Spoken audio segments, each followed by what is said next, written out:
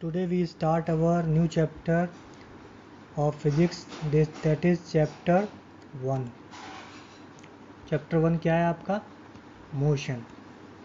Motion क्या होता है? Movement of any object from one position to another position with respect to observer is called as motion. मतलब कोई भी अगर मूवमेंट करती है ऑब्जेक्ट, मतलब क्या करती है, वो अपनी पोजीशन चेंज करती है. ठीक है, किसके रेस्पेक्ट में? ऑब्जर्वर के रेस्पेक्ट में.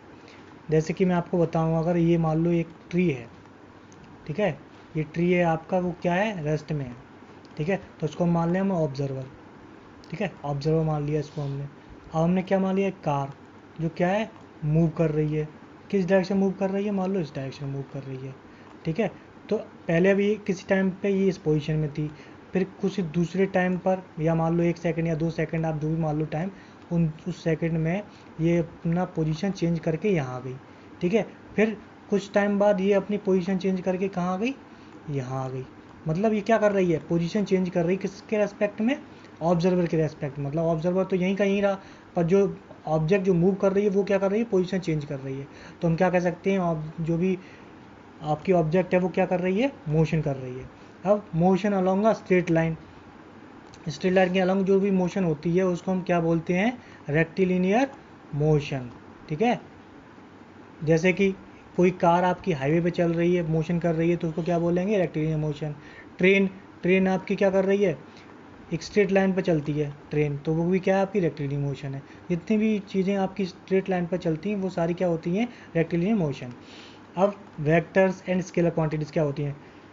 फिजिकल क्वांटिटीज़ को हम लोग क्या करते हैं? फिजिकल क्वांटिटी कौन कौन सी होती हैं? जैसे फोर्स है, पोजीशन है, मास है, टेम्परेचर है, टाइम है. जितने भी आपकी क्वांटिटी होती हैं फिजिक्स में उसको हम बोलते हैं फिजिकल क्वांटिटी. वो क्या होती हैं? 2 टाइप में डिवाइड होती हैं, vector and scalar. Vector quantity कौन सी होती हैं? जो मैग्नीट्यूड और डायरेक्शन साथ में शो करती हैं. मतलब जैसे फोर्स की बात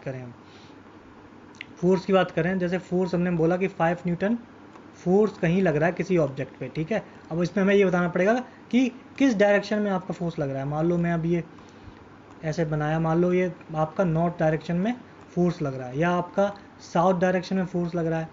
तो हमने बता दिया स्पेसिफिक कि मान लो ये नॉर्थ में कोई एक फोर्स लग गया हम लोगों का. ठीक है, तो हमने बताया क्या? ये मैग्नीट्यूड 5 न्यूटन का था और डायरेक्शन उसकी क्या थी फोर्स की?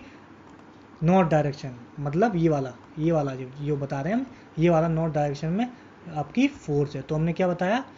इसमें डायरेक्शन प्लस मैग्नीट्यूड, तो वो क्या हो गया? आपकी वेक्टर. स्केलर क्वांटिटी कौन सी होती है? इसमें कोई डायरेक्शन की हमें ज़रूरत नहीं पड़ती है. जैसे कि मास में हम केवल मैग्नीट्यूड बता देते हैं कि 5 किलोग्राम है, 2 किलोग्राम है, सारे हम मैग्नीट्यूड में बात करते हैं. टेम्परेचर में भी सेम ऐसा ही है, मैग्नीट्यूड में बात करते हैं. टाइम में भी यही है, हम टाइम में मैग्नीट्यूड की बात करते हैं, ना कि किसी डायरेक्शन की. अब डिस्टेंस क्या होता है? अब जब कोई बॉडी मोशन करेगी तो कुछ पाथ भी कवर करेगी. जो पाथ कवर करती है कोई भी ऑब्जेक्ट, वो क्या होती है? आपका डिस्टेंस होता है. उसमें क्या? डायरेक्शन का कोई रोल नहीं होता है. आपकी डिस्टेंस कैसी भी, कहीं से भी वो मूव कर सकता है. ठीक है, जितना भी पाथ वो कवर करता है वो डिस्टेंस में आता है. यह क्या होती है? आपकी स्केलर क्वांटिटी होती है. क्यों होती है? इसमें डायरेक्शन नहीं होती है. ऐसा यूनिट क्या है? आपकी मीटर. अब डिस्प्लेसमेंट क्या होता है? जो shortest distance measured from initial to final position of an object is known as displacement. ये आपकी कैसी? Vector quantity. मतलब उसमें एक डायरेक्शन की रिक्वायरमेंट होगी. देखिए आपका डायग्राम देखो, ये आपकी डिस्टेंस है. ठीक है, मान लो इस बात को फॉलो किया किसी ने तो डिस्टेंस ये हो गई. अब मान लो यहाँ से आऊँ, यहाँ पे आ जाऊँ और फिर यहाँ पहुँच जाऊँ. ये आपकी इनिशियल पोजीशन, ये आपकी फाइनल पोजीशन. तो जितने भी आप डिस्टेंस कवर कर रहे हैं किसी भी दूसरे पाथ से, वो आपकी डिस्टेंस है. और जो शॉर्टेस्ट डिस्टेंस होती है, जो या शॉर्टेस्ट पाथ बोलते हैं आप, वो क्या होता है आपका? उसको ही बोलते हैं हम डिस्प्लेसमेंट. तो जो शॉर्टेस्ट पाथ होगा वो होगा आपका डिस्प्लेसमेंट. अब हम बात करें अपनी यूनिफॉर्म मोशन की, तो यूनिफॉर्म मोशन कौन सी होती हैं आपकी? जो ऑब्जेक्ट आपकी इक्वल इंटरवल ऑफ टाइम में कवर करे उसको हम क्या बोलेंगे? Uniform motion. और अगर हम बात करेंगे अपनी नॉन यूनिफॉर्म मोशन की, तो नॉन यूनिफॉर्म मोशन कौन सी होती हैं आपकी? जो ऑब्जेक्ट कवर करें अनइक्वल डिस्टेंस, मतलब unequal distance in equal interval of time is said to be non uniform motion. जैसे कि ये मान लो कोई हमने डिस्टेंस कवर करी. ठीक है, हमने इनको इक्वल टाइम इंटरवल में डिवाइड कर दिया। मान लो ये है 2 सेकेंड आपका, ये भी 2 सेकेंड है और ये भी आपका क्या है 2 सेकेंड है, ठीक है।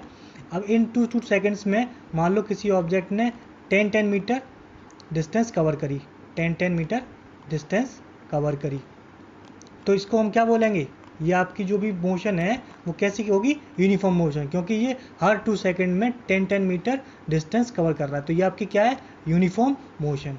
नॉन यूनिफॉर्म मोशन में क्या होता है, नॉन यूनिफॉर्म मोशन में ये होगा, इंटरवल तो हम 2 सेकेंड की रखेंगे, पर जो डिस्टेंस कवर कर रहा है वो अनइक्वल डिस्टेंस कवर कर रहा है। देखो पहले 2 सेकेंड में क्या कर रहा है, इतना, मान लो 1 मीटर, फिर अगले 2 सेकेंड में कितना कर रहा है 2 मीटर, और फिर अगले सेकेंड में कितना कर रहा है 1 मीटर, फिर अगले जो डिस्टेंस में कितना कवर कर रहा है 0.5 मीटर, अगले इंटरवल में कितना कवर कर रहा है मान लो 3 मीटर। तो हर एक इंटरवल में अगर वो डिस्टेंस अलग अलग कवर करता है तो वह आपकी क्या होती है, नॉन यूनिफॉर्म मोशन। अब स्पीड क्या होती है, कोई ऑब्जेक्ट फास्ट मूव कर रही है, स्लो मूव कर रही है, वो हम किससे पता करेंगे, स्पीड से। स्पीड का फॉर्मूला क्या होता है, स्पीड का फॉर्मूला क्या होता है, speed is equal to distance upon time.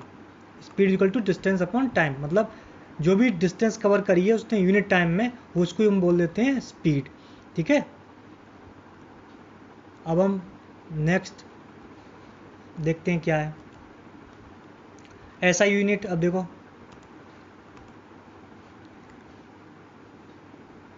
जो इसकी एसआई यूनिट होती है वो क्या होती है, एसआई यूनिट क्या होती है, मीटर पर सेकंड स्पीड की, और ये क्या है आपकी स्केलर क्वांटिटी। स्केलर क्वांटिटी क्यों बोली मैंने, क्योंकि इसमें कोई डायरेक्शन की रिक्वायरमेंट नहीं होती है, इसीलिए यहाँ स्पीड क्या है, स्केलर क्वांटिटी, ठीक है। अब एवरेज स्पीड क्या होती है, अब हम क्या निकालें, मान लो नेक्स्ट पेज, एवरेज स्पीड निकालते हैं हम, ठीक है। अब मान लो ये है आपकी, ये मान लो ये 1 सेकेंड, 1 सेकेंड और ये 1 सेकेंड, ठीक है। 1 सेकेंड मान लो 2 मीटर, यहाँ 3 मीटर, यहाँ 4 मीटर, ठीक है। यहाँ पे 2 मीटर कवर किया, यहाँ पे 3 मीटर कवर किया, यहाँ 4 मीटर कवर किया। तो एवरेज स्पीड कैसे निकालेंगे, इन डिस्टेंस का पूरा प्लस करेंगे, मतलब 2 + 3 + 4 कितना होगा आपका, राधे कृष्ण की ज्योति आलो।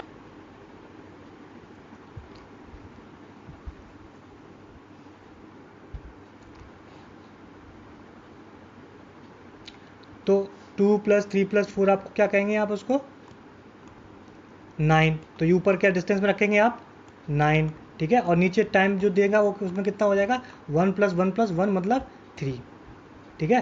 Total distance upon total time, यही हम रख देते हैं अपने फॉर्मूले में, तो वो उससे क्या मिल जाती है, average speed, total distance upon total time.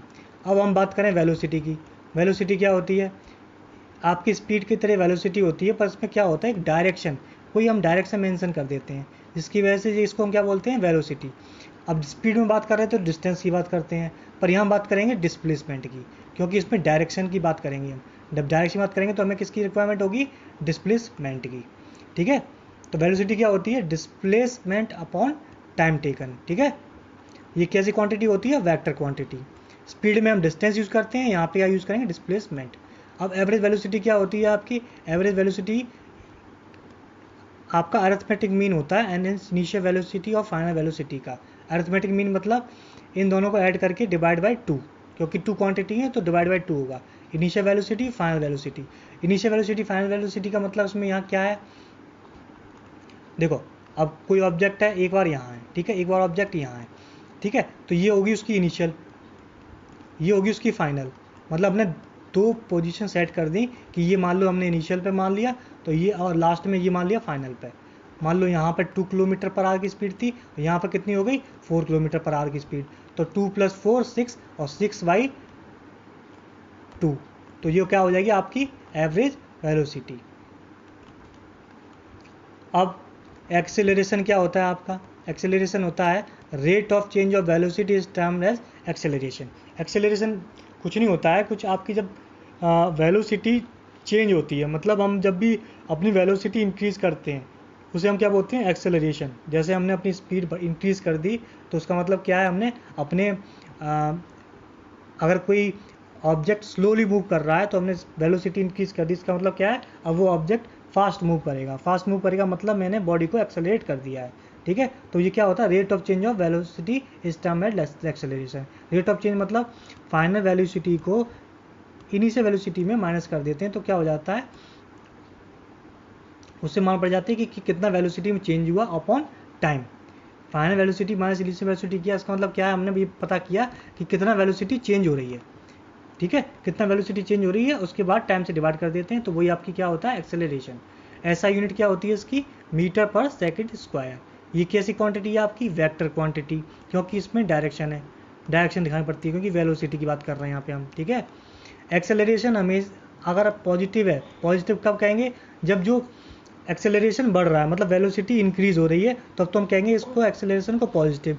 Negative कब कहेंगे, जब वेलोसिटी घट रही हो, जैसे पहले 20 किलोमीटर पर आवर की स्पीड में चल रही थी, अब 10 किलोमीटर पर आवर की स्पीड में हो गई, मतलब निगेटिव हो गई। और अगर 20 किलोमीटर पर आवर से 30 किलोमीटर पर आवर की स्पीड में पहुंच गई तो उसको क्या बोलेंगे हम कि एक्सेलरेशन पॉजिटिव है, ठीक है। निगेटिव एक्सेलरेशन को हम क्या बोलते हैं, रिटार्डेशन और डी एक्सेलरेशन, ठीक है। अब कोई ऑब्जेक्ट अगर सर्कुलर पाथ पर मूव करती है अगर यूनिफॉर्म स्पीड से, तो उसको हमेशा क्या कहेंगे, एक्सेलरेटेड मोशन है, एक्सेलरेटेड है, क्योंकि जो सर्कुलर पाथ होता है, जैसे अब मैं आप बताऊं क्यों होता है सर्कुलर पाथ पर एक्सेलरेशन हमेशा इंक्रीज, क्योंकि ये आपका सर्कुलर पाथ, ठीक है। मान लो यहाँ पर कभी यहाँ पर देखें वेलोसिटी, तो जो वेलोसिटी होती है वो टेंजेंट होती है, मतलब जो डायरेक्शन बताने के लिए हम क्या करते हैं, शो करते हैं इसमें टेंजेंट। जैसे यहाँ वेलोसिटी हम पता करेंगे तो यहाँ पे वेलोसिटी की डायरेक्शन ये होगी, यहाँ पता करें तो यहाँ क्या होगी, ये होगी, ठीक है। यहाँ पता करें तो यहाँ पे कितनी होगी आपकी, ये होगी, ठीक है। हर एक डायरेक्शन में, हर एक पॉइंट पर सर्किल में वेलोसिटी की डायरेक्शन अलग अलग होती है। यहाँ देखेंगे तो ये ऐसे, तो अगर वेलोसिटी की डायरेक्शन चेंज है तो मतलब क्या है कि वेलोसिटी चेंज हो रही है आपकी, चेंज हो रही है मतलब ये एक्सेलरेशन उसमें चेंज हो रहा है, ठीक है। अभी यहाँ तक ही करते हैं, उसके बाद फिर नेक्स्ट करेंगे हम लोग। Today we start our new chapter of physics, that is